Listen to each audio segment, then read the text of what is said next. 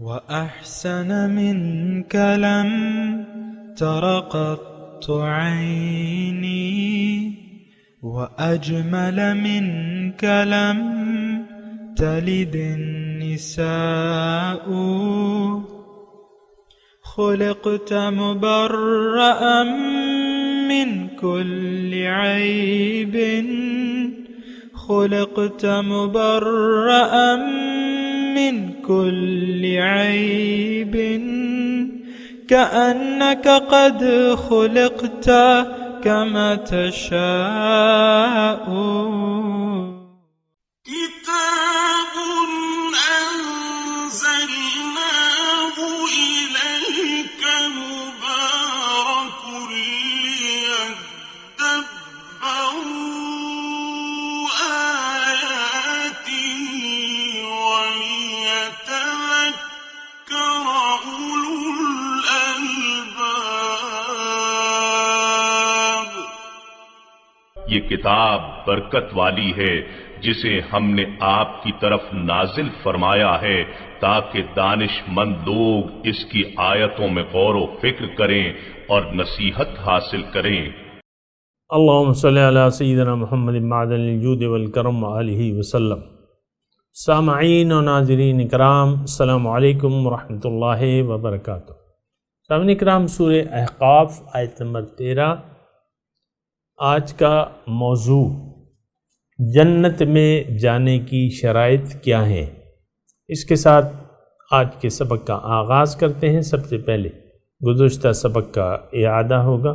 وقال الذين كفروا للذين آمنوا لو كان خيرا ما سبقونا إليه وَإِذْ لَمْ يَهْتَدُوا بِهِ فَسَيَقُولُونَ هَذَا إِفْكٌ قَدِيمٌ۔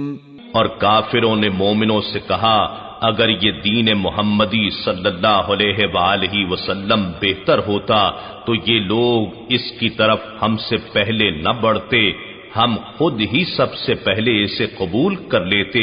اور جب ان کفار نے خود اس سے ہدایت نہ پائی تو اب کہتے ہیں کہ یہ تو پرانا جھوٹ اور بہتان ہے۔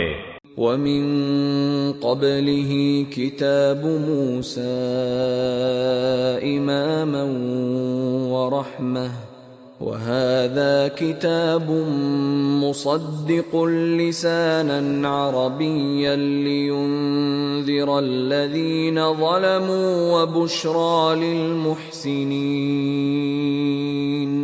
اور اس سے پہلے موسیٰ علیہ السلام کی کتاب تورات پیشوا اور رحمت تھی، اور یہ کتاب اس کی تصدیق کرنے والی ہے، عربی زبان میں ہے، تاکہ ان لوگوں کو ڈرائے جنہوں نے ظلم کیا ہے اور نیکوکاروں کے لیے خوشخبری ہو۔ سامعین کرام، سورہ احقاف آیت نمبر 13، لفظی ترجمہ: ان الذین قالوا، بے شک وہ لوگ جنہوں نے کہہ دیا ربنا اللہ، کہ اللہ ہمارا رب ہے، ثم استقاموا، پھر اس پہ جم گئے، استقامت اختیار کر لی، فلا خوف علیہم ولا هم یحزنون، ان کے لیے اب نہ کوئی خوف ہے نہ کوئی غم۔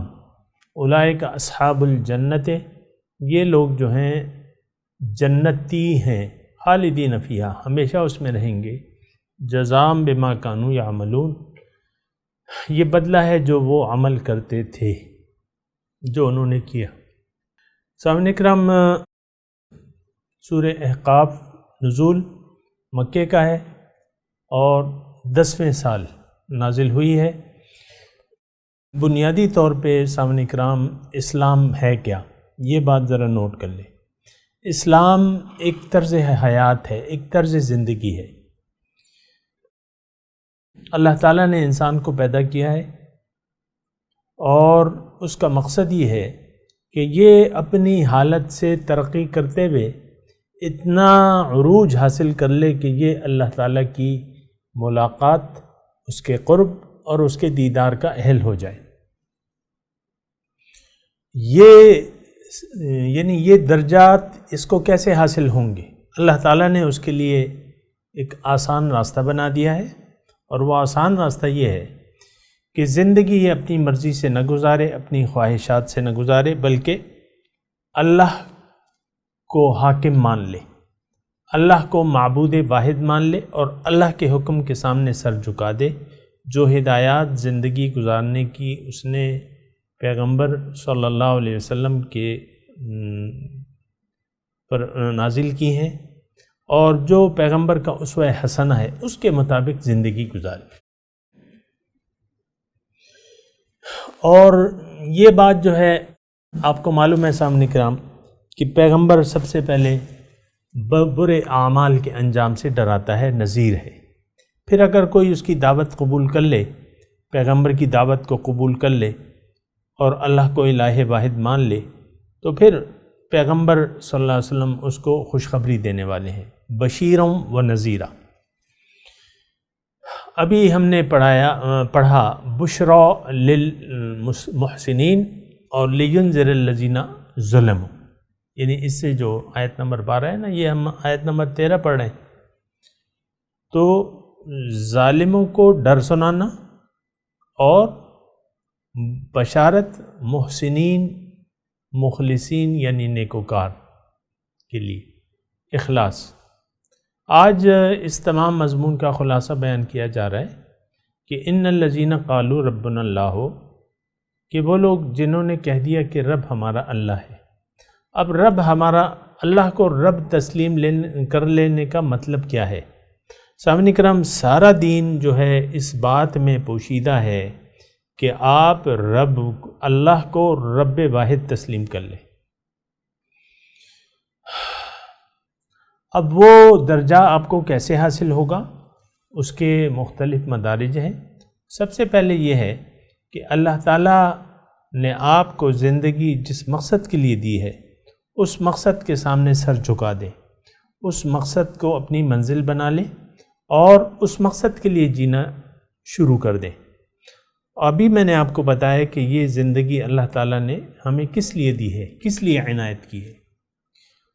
تو وہ مقصد ان مدارج تک پہنچنے کے لیے ضروری ہے کہ آپ اللہ کو رب واحد تسلیم کر لیں اور اپنا رب تسلیم کر لیں۔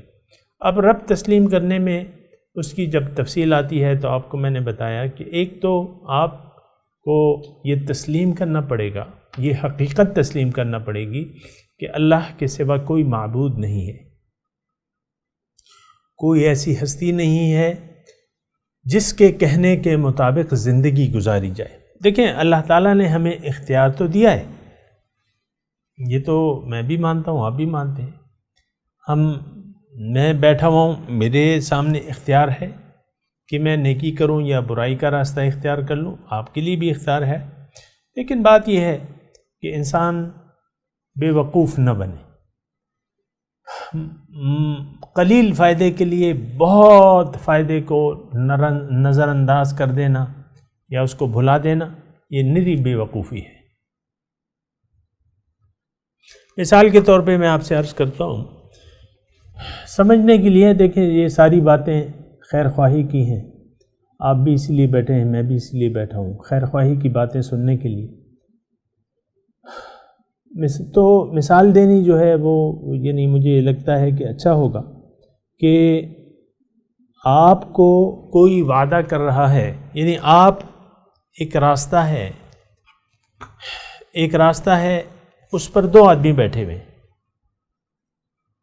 ایک شخص آپ کو 1 روپیہ دے رہا ہے، یعنی آپ کو پیسے فائدے کی طلب ہے، فائدہ آپ دیکھتے ہیں کہ مثال کے طور پہ عرض کر لیتے ہیں کہ پیسہ آپ کو چاہیے، آپ کو کوئی کہتا ہے کہ بھئی یہاں مجھ سے 100 روپے لے لو اور آگے مت جاؤ، کوئی اور منزل مت ڈھونڈو، تو آپ دوسرا شخص کہتا ہے کہ بھئی میں تمہیں 2 کروڑ روپے دیتا ہوں، لیکن اس کے لیے تمہیں 1 میل دور جانا ہوگا، 1 میل دور جانا ہوگا، دوڑ لگانی ہوگی اس طرف۔ اب آپ وہ 100 روپے لیں گے کہ 2 کروڑ روپے لیں گے، مجھے بتائیے۔ جی ہاں، آپ کا جواب درست ہے کہ ہم تو 2 کروڑ روپے لینا چاہیں گے، وہ 1 میل کی دوری پہ تو ہے. اگر کوئی شخص یعنی دونوں آدمی سچے ہیں، ایک تو آپ کو نقد دے رہا ہے اور دوسرا آپ کو تھوڑا سا مطلب یہ ہے کہ 1 میل کا فاصلہ اگر آپ دوڑ کے چلیں، میرے خیال میں 15 منٹ میں تو آپ طے کر لیں گے دوڑ کے اگر چلیں. تو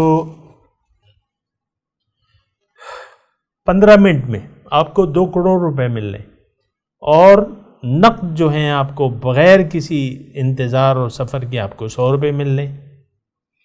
اگر کوئی شخص یہ فیصلہ کرتا ہے کہ بھئی یہ مجھے 100 روپے دے دو، مجھے بس یہ کافی ہے، میں خوش ہوں، آپ اس شخص کو عقل مند تصور کریں گے کہ بے وقوف؟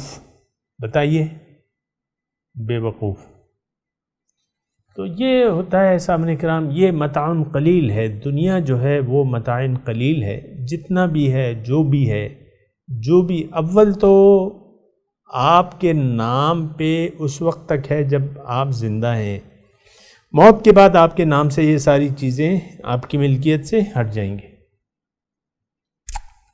آپ کے وارثین کا قبضہ ہوگا، پھر ان کے وارثین کا قبضہ ہوگا، ہے کسی کے نہیں. کننا نحن الوارثین، ہم وارث ہیں. بات اتنی سی ہے. لیکن اللہ تعالیٰ نے ہمیں بہت زیادہ فائدہ پہنچانا چاہتا ہے، بہت بہت بہت، اس کی ہم سوچ بھی نہیں سکتے. سبحان اللہ، سوچ بھی نہیں سکتے. جنت کا آپ تصور بھی نہیں کر سکتے کہ کیا کیا نعمتیں ہیں. اللہ تعالیٰ نے فرمایا ہے فَلَا تَعْلَمُ نَفْسٌ مَّا أُخْفِيَ لَهُم مِّن قُرَّةِ أَعْيُن.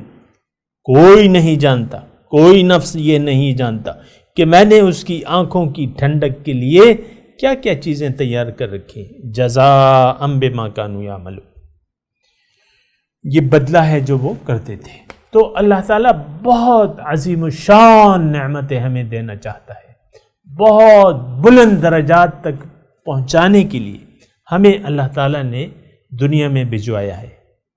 پیغمبر آتا ہے، ان نعمتوں کی تفصیل بیان کرتا ہے. قرآن آیا ہے، ان نعمتوں کی تفصیل، اس کی مثال بیان ہو رہی ہے.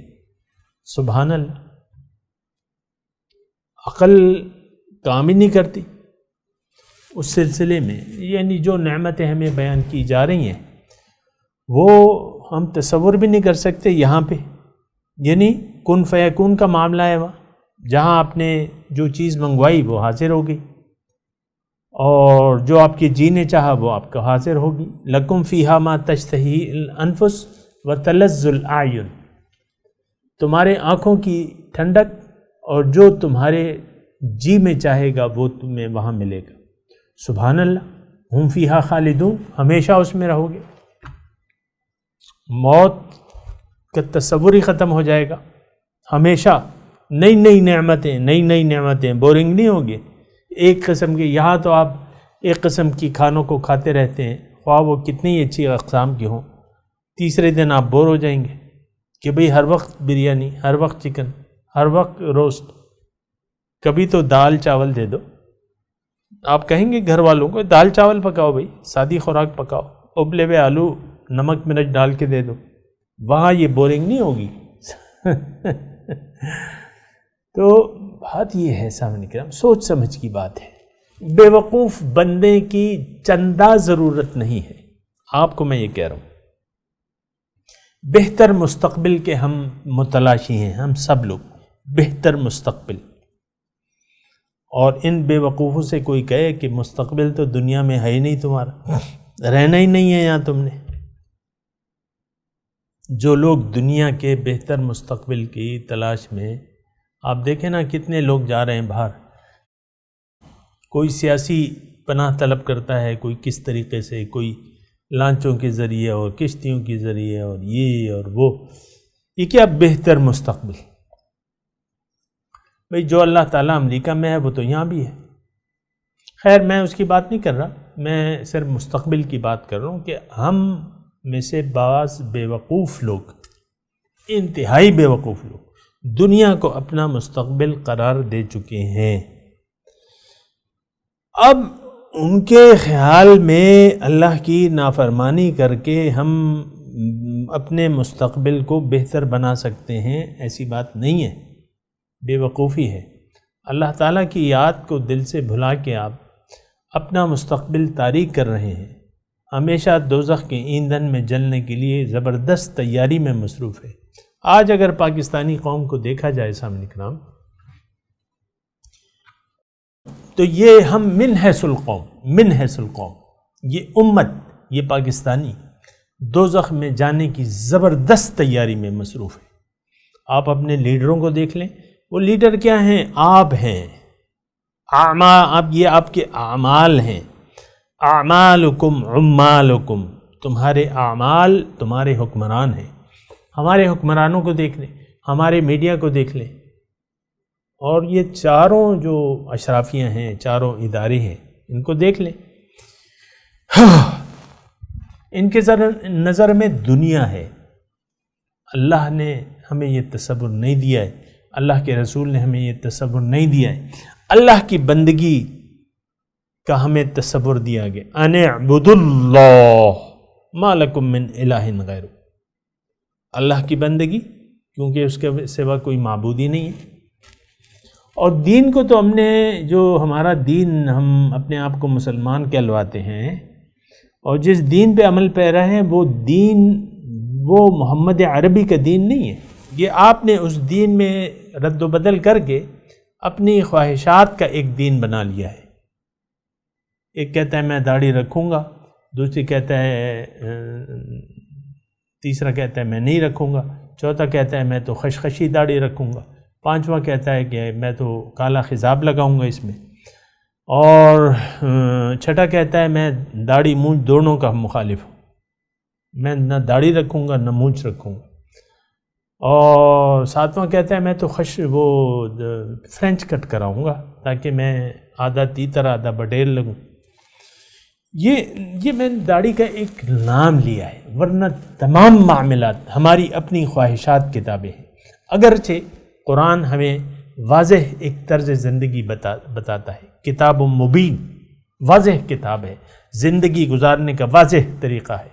حضور کا اسوہ حسنہ جو ہے وہ ایک واضح رول ماڈل ہے ہمارے سامنے، لیکن ہم نے یہ عہد کیا ہے اپنے آپ سے کہ اللہ کی کامل بندگی نہیں کرنی ہم نے، اور اللہ کے رسول کا اسوہ حسنہ ہم نے اپنے سامنے نمونہ نہیں بنانا۔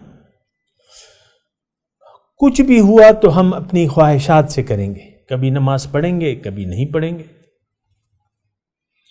یہ ایک لمبی طویل فہرست ہے، لیکن اس کا خلاصہ کیا ہے کہ ہم خواہشات نفس کے غلام ہیں، خواہشات نفس ہی ہمارا معبود ہے، اور یہ طریقہ جو ہے انتہائی غلط ہے۔ اللہ نے ہمیں اس کی ہدایت نہیں کی ہے، بلکہ جو شخص خواہشات نفس کو اپنا معبود بنا کے زندگی گزار رہا ہے، اللہ تعالیٰ نے اسے سب سے گمراہ ترین شخص قرار دیا ہے۔ وَمَنْ أَضَلُّ مِمَّنِ اتَّبَعَ هَوَاهُ بِغَيْرِ هُدًى مِّنَ اللَّهِ، کون ہے اس شخص سے زیادہ گمراہ جو اپنی خواہشات نفس کی بنا زندگی گزار رہا ہے۔ تو بہرحال یہاں میں آپ کو صرف یہ بتا رہا تھا کہ ربنا اللہ کی تشریح یہ ہے کہ اللہ آپ کا مقصود حیات ہو، اللہ تعالی آپ کا مقصود حیات ہو، آپ کا حاصل زندگی ہو، انہیں زندگانی کا حاصل سمجھ کر دیا دل محبت کے قابل سمجھ کر۔ اللہ حاصل زندگی ہے، ہم کس کے ہیں؟ اللہ کے ہیں۔ کس کے پاس جانا ہے؟ اللہ کے پاس جانا ہے۔ ہم زبان سے تو کہتے ہیں انا للہ و انا الیہ راجعون، معنی کو نہیں سمجھتے۔ ہم اللہ کے ہیں، ہم دنیا کے نہیں ہیں، ہم نفس کے بندے نہیں ہیں، ہم شیطان کے بندے نہیں ہیں، ہم گمراہ لیڈروں کے بندے نہیں ہیں۔ کہتے ہیں نا میرا خاص بندہ ہے وہ یا میں اس کا خاص بندہ ہوں، یہ ہم دعویٰ کرتے ہیں نا بعض اوقات۔ نہیں، اللہ کے بندے بن جاؤ، اللہ کی بندگی اختیار کر لو، اللہ کو منزل بنا کے اللہ کے حکم کے سامنے سر جھکا دو۔ یہ مطلب ہے ربنا اللہ، سبحان اللہ، ربنا اللہ آپ نے کہہ دیا اور دیگر ہستیوں کو بھی آپ نے منظور نظر بنا لیا، دیگر ہستیوں کو بھی دل میں جگہ دے دی۔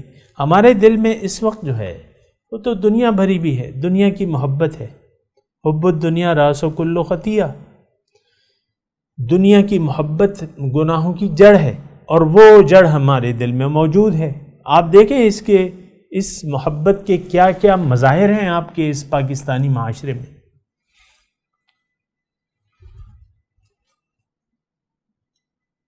کیا کیا مظاہر پیش ہو رہے، اجتماعی طور پہ، انفرادی طور پہ۔ بیوی کہتی ہے میں تو شوہر کے حق مانتی ہی نہیں، میں تو اپنی مرضی سے شوہر سے سلوک کروں گی، جی میں آیا تو خوش ہوں گی، جی میں آیا تو ناراض ہوں گی۔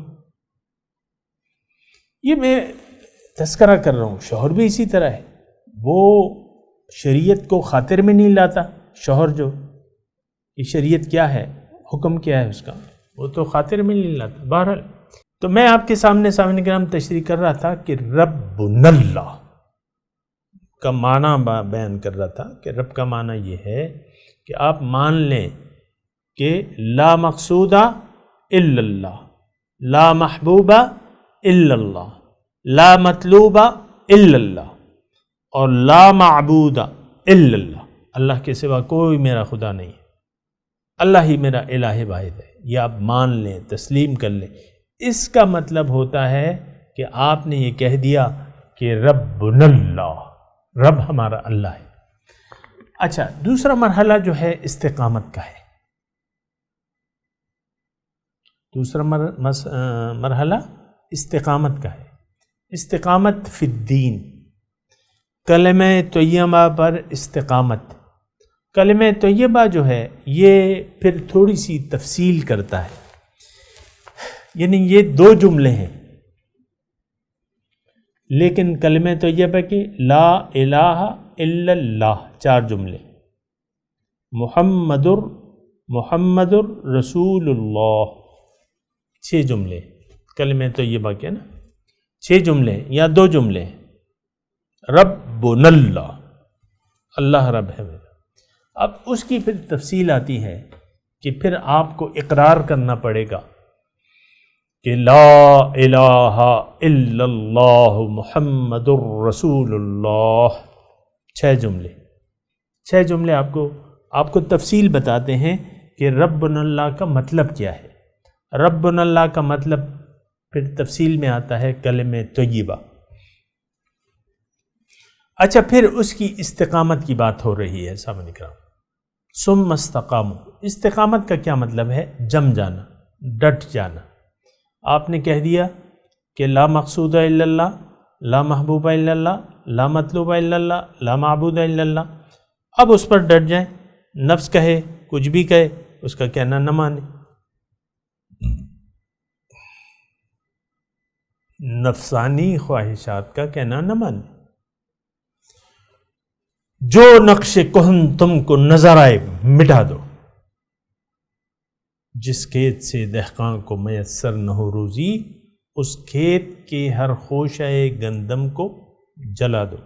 دیکھیں، دنیا میں کامیابی کی واحد دلیل رب کی بندگی ہے، یہ بات اچھے طریقے سے نوٹ کر لیں۔ اللہ کی بندگی کرنے کے لیے آئے ہیں، اللہ کی بندگی کرنے کے لیے پیدا ہوئے ہیں۔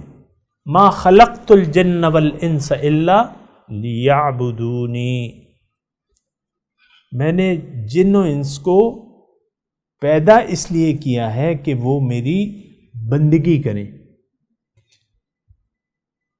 اگر وہ بندگی کر لیں گے تو ان کا مقصود مل جائے گا۔ عبادت بذات خود مقصود نہیں ہے، بلکہ مقصود تک پہنچنے کا ذریعہ ہے، طریقہ ہے۔ ہمیں اللہ کے دربار میں جانا ہے، بندگی اختیار کر لو، اللہ کے سامنے سر جھکا دو۔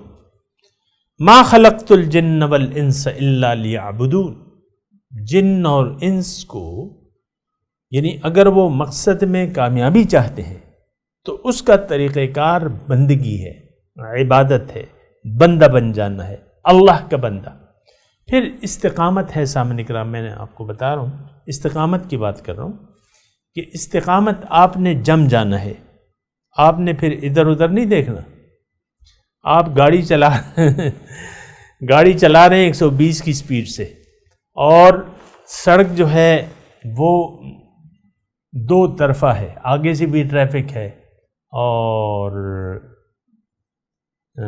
ایک لائن مطلب ڈبل وہ ہے نا، ڈبل لائن نہیں ہے، سنگل لائن پہ آپ جا رہے ہیں، ادھر سے بھی گاڑیاں، ادھر سے آپ تیز رفتاری سے جا رہے ہیں، ادھر ادھر دیکھیں گے تو آپ پھر ٹکرا جائیں گے. ادھر ادھر نہیں دیکھنا، اللہ منزل، پھر ادھر ادھر نہیں دیکھنا. یہ سونا، یہ چاندی، یہ مکان، یہ بچے، یہ بیوی، یہ شوہر، اور یہ گاڑی، یہ بنگلہ، اس کو نہیں دیکھنا، یعنی اس کو دل میں جگہ نہیں دینی. ہاں ہاتھ میں رکھ لیں، دست باکار دل بایار. ہاتھ کام میں، دل مولا کے ساتھ، دل بایار، دست باکار دل بایار. تو بہرحال سامعین کرام یہ ساری باتیں ہیں، اور اس کو ذرا اچھے طریقے سے یعنی آپ لوگ سوچ لیں، سمجھ لیں اور دیکھ لیں. اور ابھی ہمارا وقت بھی اختتام پذیر ہے، اور یہ بہت ایک جامع آیات ہیں سامعین کرام. یہ دو آیات ہیں سامعین کرام، بہت جامع ہیں، اس کے معنی اور مفاہیم کو سمجھنے کی ضرورت ہے. اللہ تعالیٰ کی توفیق سے میں آپ کے سامنے بیان کر رہا ہوں، اس کو نوٹ کر لیں. کوئی بھی سوال ہو تو آپ پوچھ سکتے ہیں، اور مجھے سمجھا دیں یا اپنے آپ کو سمجھا لیں. اور ابھی میں تلاوت کرتا ہوں، میرے ساتھ دہرائیے. اعوذ باللہ من الشیطان الرجیم، بسم اللہ الرحمن الرحیم. ان الذین قالوا ربنا اللہ، بے شک وہ لوگ جنہوں نے کہا کہ رب ہمارا اللہ ہے، ثم استقاموا، پھر اس پر ڈٹ گئے، فلا خوف علیہم ولا هم یحزنون، نہ مستقبل کا کوئی خوف ہوگا، نہ ماضی کا کوئی غم ہوگا ان پہ. اولئک اصحاب الجنت، یہ لوگ جو ہیں جنت والے ہیں، خالدین فیہا، ہمیشہ اس میں رہیں گے، جزاء بما کانوا یعملون، اپنے ان اعمال کے بدلے جو وہ دنیا میں کرتے رہے ہیں. اب ان آیت کی تلاوت اور ترجمہ. ان الذين قالوا ربنا الله ثم استقاموا فلا خوف عليهم ولا هم يحزنون. Those who say, Our Lord is God, then lead a righteous life, they have nothing to fear, nor shall they grieve. أولئك أصحاب الجنة خالدين فيها جزاء بما كانوا يعملون. These are the inhabitants of paradise, where they will dwell forever, a reward for what they used to do. سامعین کرام، اس کے ساتھ ہی آج کے درس کا وقت اختتام کو پہنچا. اگلے درس میں انشاءاللہ ملاقات ہوگی. وآخر دعوانا ان الحمدللہ رب العالمین، والسلام علیکم ورحمۃ اللہ وبرکاتہ.